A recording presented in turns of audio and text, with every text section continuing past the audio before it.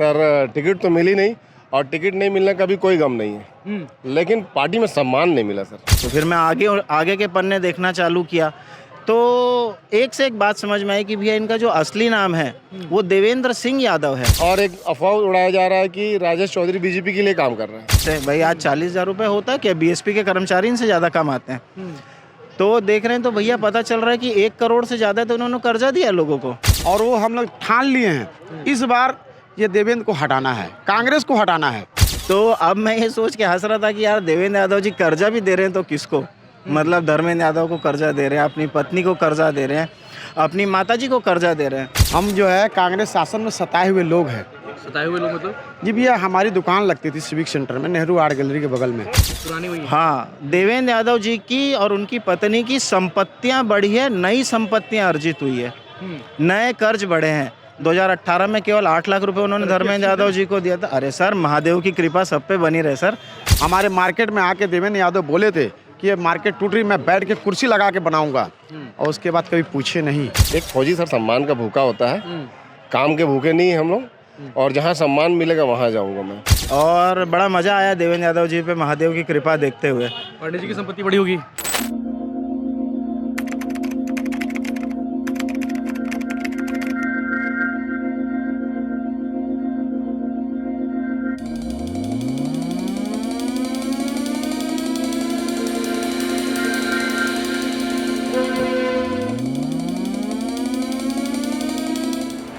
छत्तीसगढ़ में चुनाव चल रहे हैं और हाथ में मेरे चाय है, तो चर्चा बनती है चुनाव की और चाय पे चर्चा होगी हमारे साथ। चूँकि इसे चाइना मार्केट कहा जाता था किसी समय में, अब इसे भारत मार्केट कहते हैं। कहा जाता था किसी समय में, अब इसे भारत मार्केट कहते हैं। और कुछ युवा साथी जिनके सबके हाथों में चाय है, तो चर्चा चालू कर लेते चुनाव की चर्चा। चौधरी जी, मुझे याद, जय हिंद सर। जय हिंद जय हिंद जय हिंद। मुझे याद है वो तारीख जिस दिन आपने इंटरव्यू दिया था और कहा था कि मैं कांग्रेस पार्टी छोड़ूंगा नहीं और चुनाव लड़ूंगा, टिकट आ रही है। बोला था सर, रावत से बोला। कहाँ चलेगी टिकट आपकी? सर टिकट तो मिली नहीं, और टिकट नहीं मिलने का भी कोई गम नहीं है, लेकिन पार्टी में सम्मान नहीं मिला सर।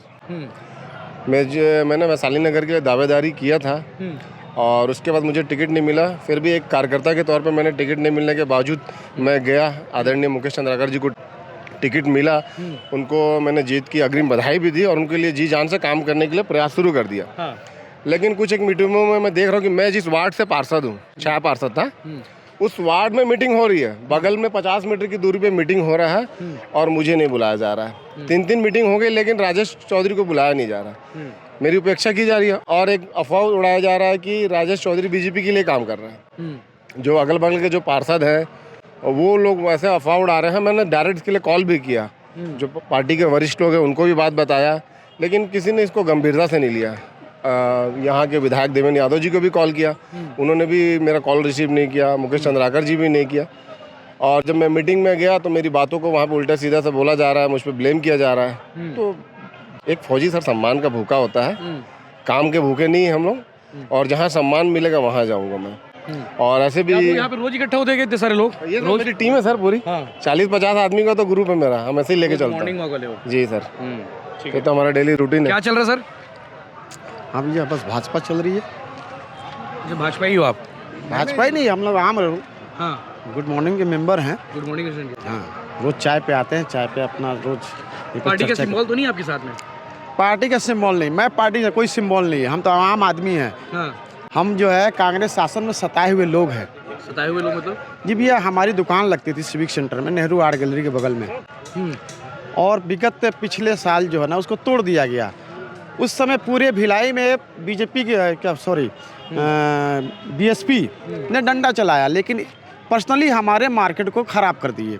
आज भी हमारे युवा, हमारे व्यापारी भाई बेरोजगार हैं, और जहाँ भी सेक्टर 1 से लेकर हुड़का तक हर सेक्टर से हमारे यहाँ व्यापारी हैं, और सभी परेशान हैं, आज बेरोजगार हैं। और वो हम लोग ठान लिए हैं इस बार ये देवेंद्र को हटाना है, कांग्रेस को हटाना है, और हमारे सारे व्यापारी इस काम पे लगे हुए हैं जी तोड़ के। और मैंने ये मैंने पहन भी लिया है। बदलवो। तो पहन तो बीजेपी वाले हो गए फिर तो। बीजेपी वाले हूँ नहीं, हो गया हूँ। अच्छा, हूँ नहीं, हो गया। हम तो व्यापारी हैं, कोई पार्टी नहीं, लेकिन हो गया हूँ मैं। और इस बार देवेंद्र को अंतर नहीं, बड़े अंतर से हराएंगे। और हमारे सारे व्यापारी लगे हैं, हर सेक्टर में लगे हैं। आपको मैं क्लिप दे दूंगा भैया, हमारे मार्केट में आके देवेंद्र यादव बोले थे कि ये मार्केट टूट रही, मैं बैठ के कुर्सी लगा के बनाऊंगा, और उसके बाद कभी पूछे नहीं। हम लोग गए भी थे, दुकान तो बंद है अभी तो। पूरा बंद है, पूरा दुकानें बंद है। क्या कर रहे हो? कुछ नहीं भैया, बेरोजगार है, तभी तो हम इसके साथ घुस गए हैं बीजेपी के साथ कि इस बार हराना है, उसके बाद काम देखेंगे। जाएंगे ठेकेदारी में, उधर सामने प्लांट है, और क्या करेंगे। कितने साल से विगत 35 साल से हम दुकान लगा रहे थे, हमारा घर परिवार है ना। सीए साहब भी मौजूद है, सबका बैलेंस शीट देखते हैं। सीए साहब क्या चल रहा है बैलेंस शीट में इन दिनों? बैलेंस शीट में तो क्या चलेगा। हाँ, ये है कि चुनाव आयोग के समक्ष जो एफिडेविट इन्होंने जमा किया उसका आकलन किया था मैं, और बड़ा मज़ा आया देवेंद्र यादव जी पे महादेव की कृपा देखते हुए। पांडे जी की संपत्ति बड़ी होगी? पांडे जी की भी संपत्ति थोड़ी सी बड़ी है, पर अरोड़ा जी की संपत्ति बड़ी होगी? नहीं, मैं सर सिर्फ भिलाई नगर विधानसभा के जो दो मुख्य प्रत्याशी हैं, कांग्रेस और भाजपा, सिर्फ उन दोनों के 2018 और 2023 के एफिडेविट्स का आकलन कर रहा था कि भाई क्या हुआ। जैसे पांडे जी हारे हुए थे तो उनकी संपत्ति में क्या गिरावट या बढ़ोतरी हुई, देवेंद्र यादव जी जीते हुए हैं। और मज़े की बात यह है कि इस प्रदेश में 90 विधानसभा क्षेत्र हैं, जिससे 90 विधायक चुन के आते हैं, जिसमें कांग्रेस के शायद तकरीबन 63-65 विधायक हैं। 68 है ना। तो उसमें अब 72 हो गया। आप बताओ, पूरे 72 में इनकम टैक्स हो, चाहे ईडी हो, चाहे कोई भी सरकारी एजेंसी हो, उनका फेवरेट विधायक कौन है? मतलब जनता जान रही, पूरी प्रदेश की क्या पूरे देश की जनता जान रही कि सबसे फेवरेट विधायक कौन, जो पहली बार का विधायक है। तो एक जिज्ञासा थी कि भाई चलो क्या इनके चुनावी एफिडेविट के माध्यम से या जो इन्होंने संपत्ति डिक्लेयर की है उससे, हाँ एक्साइटमेंट था बिल्कुल कि भाई क्या कुछ ऐसा चीज़ बढ़ गई है या फिर पकड़ में आती है क्या। तो कुछ लोग बोलते भी थे कि देखो, और अपनी भी जिज्ञासा थी, एक्साइटमेंट थी, तो दोनों का हम लोगों ने आकलन किया और बड़ी मज़ेदार तथ्य बाहर आया निकल के उसमें से। आप तो एनालिसिस करके देखे होगे पूरा? हाँ, मैं एनालिसिस किया था। मतलब अगर आप, वो तो पब्लिक डॉक्यूमेंट है, कोई भी देख सकता है। हाँ हाँ, ऑनलाइन रखा हुआ है। और शपथ पत्र है, तो शपथ पत्र तो आपको पता ही है जुडिशियल डॉक्यूमेंट होता है, और उसमें झूठी जानकारी दे नहीं सकते। तो कल को जो दिया गया है वो ऐसा माना जाएगा कि सत्य है, और आपने जांच परख के उसको शपथ पत्र के रूप में दाखिल किया है। तो देवेंद्र यादव जी ने जो 5 वर्ष की अपनी आय दर्शाई थी, सन 2018-19 से 2022-23 तक की, ऑन एंड एवरेज वो साल का केवल 4.5-5 लाख रुपए की आय ही दिखा रहे हैं। 4.5-5 लाख रुपए एक साल? बस एक साल की। तो मतलब मेरे हिसाब से सबसे गरीब विधायक होने चाहिए थे। तो मैं सोचा यार इतनी कम आए हैं तो ईडी इनके पीछे क्यों पड़ी है। तो फिर मैं आगे के पन्ने देखना चालू किया, तो एक से एक बात समझ में आई कि भैया इनका जो असली नाम है वो देवेंद्र सिंह यादव है, जो इन्होंने खुद अपने एफिडेविट में लिखा है।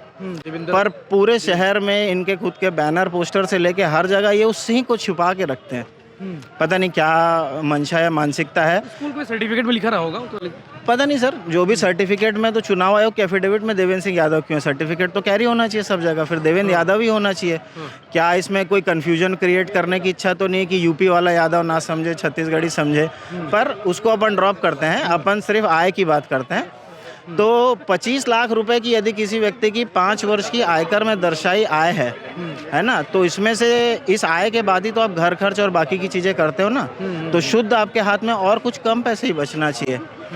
अगर हम मान लें कि देवेंद्र यादव जी कुछ खर्चा नहीं करते, सब उनके समर्थक कर देते हैं उनके ऊपर, या जो राज्य शासन से भत्ते वगैरह मिलते हैं उससे हो जाता है, तो अधिकतम उनकी संपत्ति कितने से बढ़नी चाहिए थी? 25 लाख रुपए से, है ना।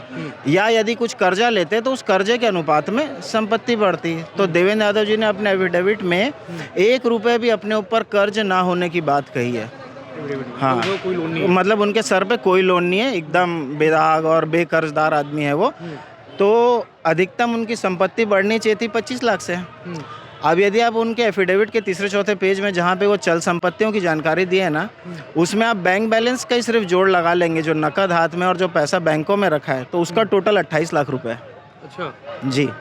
और कैश इन हैंड जो बोलते हैं, कैश इन हैंड 10-11 लाख रुपए है, और बैंकों में एफडी और सेविंग अकाउंट के रूप में अलग अलग जगह पे 3-4 बैंकों में 17-18 लाख रुपए जमा है। तो जिस व्यक्ति की आय 25 लाख रुपए है और उसके बैंक में 28 लाख रुपए है, तो थोड़ा सा कुछ समझ नहीं आया निकाल ही लेते है ना। अब इसके बाद हमने देखा कि भैया देवेंद्र यादव जी ने लोगों को कर्जा बांटा है, मतलब जिस व्यक्ति की 4-4.5 लाख रुपए की आय है, जो जन सेवा का काम करता है, समाज सेवा का काम करता है, मात्र 40,000 रुपये महीना कमाता है, यदि मैं 5 लाख रुपए की आय को 12 महीने से भाग दूं, तो ऐसा लगता है कि यार इनके हाथ में तो कुछ बचना ही नहीं चाहिए आज की महंगाई के हिसाब से। भाई आज 40,000 रुपये होता है क्या? बीएसपी के कर्मचारी इनसे ज़्यादा कमाते हैं।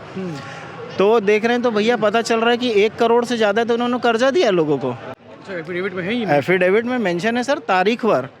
धर्मेंद्र यादव जी का एक HUF है, उसको कर्जा दिया, अपने भाई धर्मेंद्र यादव को कर्जा दिया, अपनी पत्नी श्रुतिका यादव को कर्जा दिया, अपनी माता श्रीमती पुष्पा देवी यादव को कर्जा दिया। तो पहले तो मैं बहुत हंसा कि यार इनके पास इतना पैसा कहाँ से आया। अच्छा, उसके बाद यदि चलो पैसा कहीं से और भी होंगे, उसमें लिखा होगा तो आयकर रिटर्न में तो आ जाएगा ना। 25 लाख ही दिखा रहा है टोटल। हाँ, हर साल की 5 लाख। 5 लाख। तो अब मैं ये सोच के हंस रहा था कि यार देवेंद्र यादव जी कर्जा भी दे रहे हैं तो किसको? मतलब धर्मेंद्र यादव को कर्जा दे रहे हैं, अपनी पत्नी को कर्जा दे रहे हैं, अपनी माताजी को कर्जा दे रहे हैं। तो यशवंत भाई, आप तो पूरी दुनिया देखे हो, सभी प्रत्याशियों से भी मिलते हो और अदरवाइज भी आप समाज का हिस्सा हो। क्या हमारा समाज, भारतीय समाज, सनातन संस्कृति का समाज ऐसा है कि एक भाई, छोटा भाई अपने बड़े भाई को कर्जा दे, देते कहाँ हैं? अपनी माँ को कर्जा दे, अपनी पत्नी को कर्जा दे? भाभी आपसे कर्जा लेती है क्या? वो तो बस जेब में हाथ डालती निकाल लेती, उनका हो गया, वो तो हक का पैसा है। अच्छा, आप उसको आप उसको क्या कर्ज के रूप में ले सकते हो? अच्छा, हमारे कांग्रेस के भाइयों के हिसाब से तो राम लक्ष्मण की जोड़ी थी, तो क्या लक्ष्मण राम को कर्ज देगा और ब्याज लेगा? आप बताओ। उसमें मेंशन है क्या? हाँ, सब इलेक्शन एफिडेविट में मेंशन्ड है सर। अरे इलेक्शन एफिडेविट आप देखोगे ना तो सर 18 में 2018-19 की जो आय इन्होंने दर्शाई है और 2023 के एफिडेविट में उसी वर्ष की जो आय दर्शाई है वो भी डिफरेंट है। तो यार एक ही रिटर्न तो था, उधर दूसरी इनकम, इधर दूसरी इनकम, कैसे? है ना? सवाल उठ रहे उस पे। अब इनके एफिडेविट को जब आप नीचे पढ़ोगे, इनकी पत्नी और इनका दोनों की जानकारी है, तो देवेंद्र यादव ने धर्मेंद्र यादव को कर्जा दिया, धर्मेंद्र यादव ने श्रुतिका यादव को कर्जा दिया, श्रुतिका यादव ने संपत्तियां खरीदी। तो अगर आप समझोगे तो पैसा गोल घूम के किसका लगा? संपत्ति में। नहीं, अगर श्रुतिका यादव को जमीन खरीदने के लिए पैसा चाहिए था और वो देवेंद्र यादव से लेती तो सीधा सीधा प्लेस ऑफ प्रॉफिट पे बैठे हैं। तो उन्होंने चक्री घुमाई कि भैया देवेंद्र यादव जी धर्मेंद्र यादव जी को देंगे, धर्मेंद्र यादव जी श्रुतिका यादव जी को देंगे, श्रुतिका यादव जी उससे संपत्ति अर्जित करेगी। आपने प्रेम प्रकाश पांडे जी का पूछा मुझसे, प्रेम प्रकाश, हाँ, प्रेम प्रकाश जी पांडे ने अपना जो एफिडेविट दिया है उसमें मोटा मोटी एवरेज इनकम उनकी 20 लाख रुपए एक साल की रही है शुरू से। इतने पुराने आदमी, 60 साल की उम्र है, उनकी उम्र के आज अगर बीएसपी के एजीएम डीजीएम लोगों को देखोगे तो उनसे ज़्यादा की इनकम है ना? रिटायरमेंट की एज हो गई है तो भाई उनको सरकारी भत्ता, पेंशन, यही सब इतना मिल जाता है, दूसरा ट्रांसपोर्ट वगैरह का काम है। तो उनकी संपत्ति केवल 30 लाख रुपए से बढ़ी, 32-35 लाख रुपए से, जबकि उन्होंने 5 साल की जो जोड़ है आय का वो 1 करोड़ रुपए।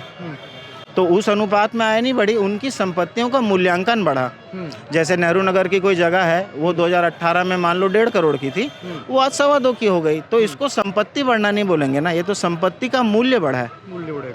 यदि उनकी एक 2018 में एफडीआर थी मान लो 1 लाख की, वो आज 1.5 की हो गई, तो ब्याज लग के बढ़ी ना, नया एफडीआर तो नहीं बना, नहीं हुआ है, पुरानी हुई है। हाँ, देवेंद्र यादव जी की और उनकी पत्नी की संपत्तियां बढ़ी है, नई संपत्तियां अर्जित हुई है, नए कर्ज बढ़े हैं। 2018 में केवल 8 लाख रुपए उन्होंने धर्मेंद्र यादव जी को दिया था। अरे सर, महादेव की कृपा सब पे बनी रहे सर, भोलेनाथ की कृपा बनी रहे, ऐसी महादेव सबको दे। भगवान की कृपा ना? हाँ, भगवान, हाँ, पता नहीं सर, महादेव बोलते हैं सब। मैं तो सर देवेंद्र यादव जी से ये कहना चाहूँगा कि जिस प्रकार से साल का 4 लाख या महीने का 40,000 कमा के उनकी पत्नी 1 करोड़ रुपए की लेबोरेटरी बना ले रही है, वो 1-1.5 करोड़ रुपए कर्जा दे रहे हैं, दोनों पति पत्नी की जो चल संपत्ति थी उसी में 2.5 करोड़ की बढ़ोतरी हुई है, और दोनों पति पत्नी की आय जोड़ लोगे तो 65-68 लाख रुपए से बढ़ी है ना? तो उस अनुपात में मैं तो चाहूँगा कि माननीय सम्माननीय विधायक जी ये नुस्खा भिलाई के हर नागरिक को बताएं, ताकि भिलाई का हर नागरिक संपन्न हो जाए और ऐसी करोड़पति हो जाए। ये साहब इतने अच्छे कंटेंट, मतलब अच्छा लग रहा था इसे सुन रहे थे हम भी कि यार कोई फैक्ट फाइल की बात कर रहा है, कोई बढ़िया उस पर बात कर रहे हैं। इसी बहाने दोनों विधायक के जो प्रत्याशी हैं उनकी संपत्ति का ब्यौरा आ गया। Thank you. आपने ये एकदम टोटल डिटेल एनालिसिस किया रखा है सर। ये पब्लिक डॉक्यूमेंट है इलेक्शन कमीशन की वेबसाइट में, तो इलेक्शन कमीशन की वेबसाइट में मैं क्या सर, लोगों को बड़ा मजा आता है सर, मज़ा तो सर क्योंकि चूँकि पढ़ाई आंकड़ों की हुई है तो मज़ा आता है, पर मैं बोलूँगा कि ये जो एफिडेविट है ना सर, ये कोई भी आम आदमी डाउनलोड करके देख सकता है। आपको कोई कानून का जानकारी नहीं चाहिए, सिर्फ आप हाँ 2 कागज में सिर्फ आप मिलान कर लो, नाम तारीख पर। कोई भी आम आदमी देख के सवाल उठा सकता है कि अरे बाप रे बाप ये क्या हुआ। ठीक है, चलो थैंक यू सीए साहब। और भी लोग बात कर लेते हैं। चौधरी जी, घूम फिर के आ रहा हूँ फिर से आपके पास। सर बताइए सर, क्या स्थिति बीजेपी की वैशाली नगर में? वैशाली नगर में बहुत मजबूत स्थिति है सर। मैं खुद कैंपेन कर रहा हूँ रिकेश सेन जी के लिए, और इधर प्रेम प्रकाश पांडे जी के लिए भी कर रहा हूँ, क्योंकि मेरे दोनों समाज में पकड़ है। मेरे ऑलरेडी कुर्सी पार मेरा पूरा घर है, परिवार है मेरा। पाटन खेतीकार भी है, वो ढार का माथन खाथन और ये ढार रथन। और भी लोगों से बात कर लेते हैं। इसे दाऊ काल चाल बने बनेगा घोषणा पत्र देखे? हाँ काकर अच्छा है? घोषणा पत्र बीजेपी का अच्छा है। कांग्रेस वाले मन का करे? कांग्रेस के है लेकिन तो घोषणा करे, घोषणा करे लेकिन एक साथ नहीं देते ना, एक साथ पैसा देते। और 3200 देवा थे कांग्रेस तो ये 3100 देते, वो 21 कुंटल कर दे ना। ऐसे का? हाँ तो बात बराबर है, भाजपा ज़्यादा है।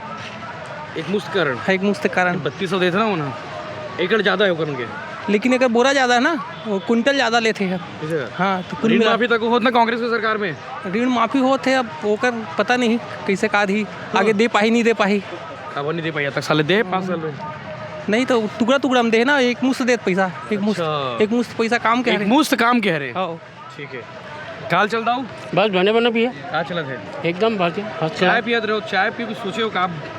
अब सोचना का डेली आता ना मन करा चाय पिए पर गपशप चलते, चुनावी हाँ गपशप। बस चुनावी गपशप चलते। हाँ हाँ बस रोज कोला हराना है, कोला जिताना, वही तय करते हो?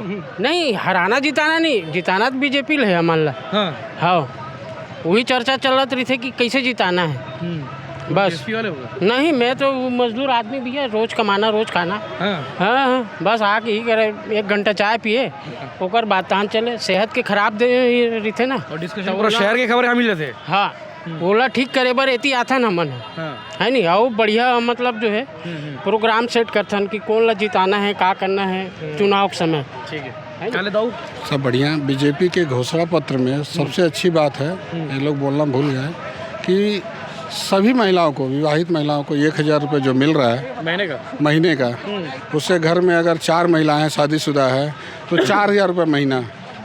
घोषणा पत्र में सबसे अच्छी बात यह है। और आने वाली जो पीढ़ी है इस कांग्रेस सरकार में बर्बाद हो रही है। पदाधिकारी बीजेपी के? नहीं पदाधिकारी तो हैं, लेकिन बात ऐसे नहीं है। आप घोषणा पत्र देखिए ना, इस घोषणा पत्र के अनुसार जो आने जनता आकलन करेगी ना उसका, तो बिल्कुल। और 17 तारीख को वोट दबाएंगे जिसको देना होगा। हाँ बिल्कुल। आने वाली पीढ़ी जो बिगड़ रही है उसको बचाने के लिए भी हम लोग को कमल खिलाना है। और कमल यूनियन नहीं है जिसके माध्यम से हम लोग ये आवाज उठाते हो? भैया हम लोग खुद ही, मैं अपने मार्केट खुद ही प्रेसिडेंट हूँ। आवाज़ के हम लोग गए थे कई बार, महापौर जी तो हाथ खड़ा जोड़ लिए कि भाई हमसे नहीं होगा। और देवेंद्र यादव बार बोले महापौर जी से मिलो, वो करेंगे। और इन्हीं लोगों का कुछ चरित्र है, इन लोगों ने जानबूझ के उसको जो है खाली करवाया लैंड को, वहाँ क्या बनवाएंगे। अब मेरे को समझ में आया ये सब कमीशन का चक्कर है। हमारा लैंड खाली, आज भी खाली है, और हमारी मार्केट उजड़ गई है, और हमारे भाई लोग पूरे बेरोजगार हैं। हम लोग 24 परिवार वहाँ पर दुकानदारी करते थे, महिला पुरुष सभी हैं। ठीक है, क्या चल रहा बॉस? ठीक है भैया, मैं तो मार्केट आया था घूमने। रोज वाले हो मंथन चलती है यहाँ पे? हाँ ऐसे ही। क्या चर्चा सुनते हो, क्या लग रहा है माहौल?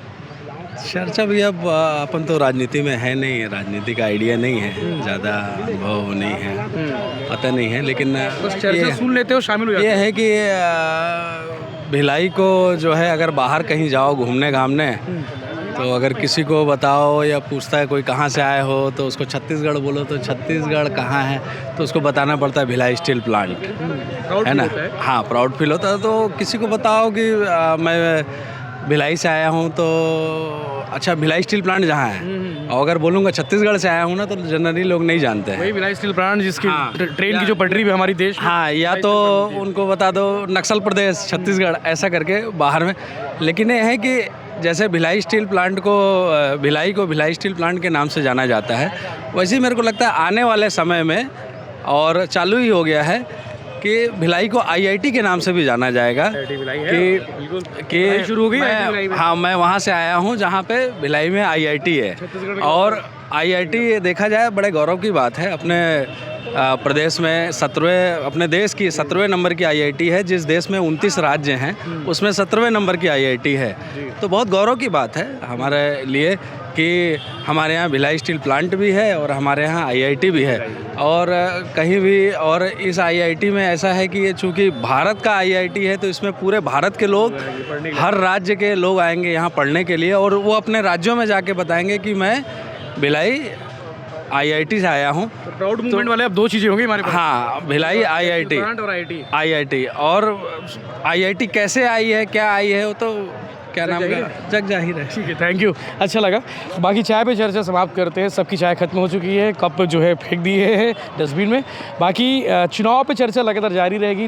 लोग मिले, ग्रुप में थे तो सोचा चर्चा कर ली जाए, ताकि बहुत सारे मुद्दे थे, बहुत सारी बातें थी जो आपके सामने भी आनी ज़रूरी है और ज़रूरी होनी चाहिए, ताकि चर्चा होनी चाहिए। चर्चा होने से बातें खुलती है और चीज़ें स्पष्ट होती है। और भी चर्चा जारी रहेगी। चुनावी चर्चा स्पॉन्सर्ड बाय दुल्हे साहब, शैली ज्वेलर्स, केसरिया फैशन। लगातार इनके सहयोग से हम आपको अपडेट्स देते रहेंगे। जय हिंद, जय जवाहर।